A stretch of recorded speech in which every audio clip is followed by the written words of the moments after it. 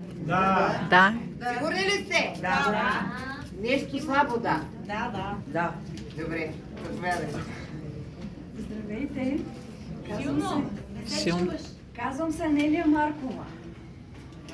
8 степен съм от система 188. Моят спонсор и много любим и ценен човек е Оба Тодорова. Започнах да пия продуктите заради Имах една мигрена, която ми бележеше дните, буквално дните. И имала съм периоди, в които 3 дена, 4 дена в седмицата аз съм на легло. С паника атака, че страх ме, че умирам, толкова съм била зле. Който има мигрена, знае какво е. Започнах да пия продуктите само с шета боров прашец и бамбук.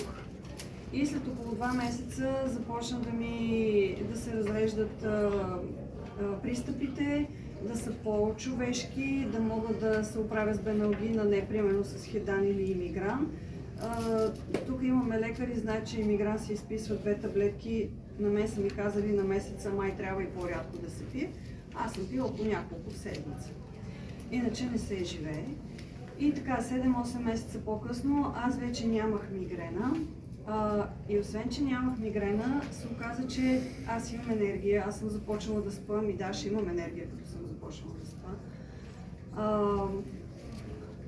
Започнах да живея. Започнах да правя всичко, което съм искала да правя, но не съм можела да правя.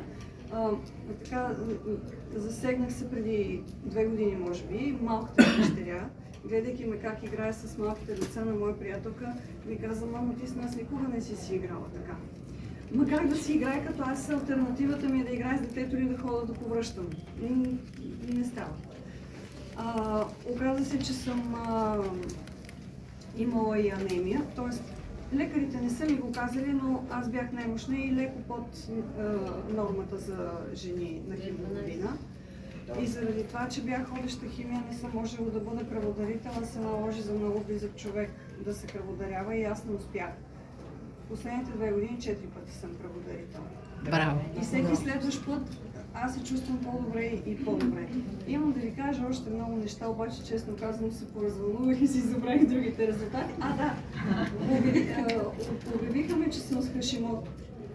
Не помня мат, тат, не ги помня тия хормони. Единият беше 4 цифрен. Проверяваха го, не можело да е 4 цифрен, беше 4 цифрен. Може би преди 2 години да се е случило. Това е такъв порядък. Норма са.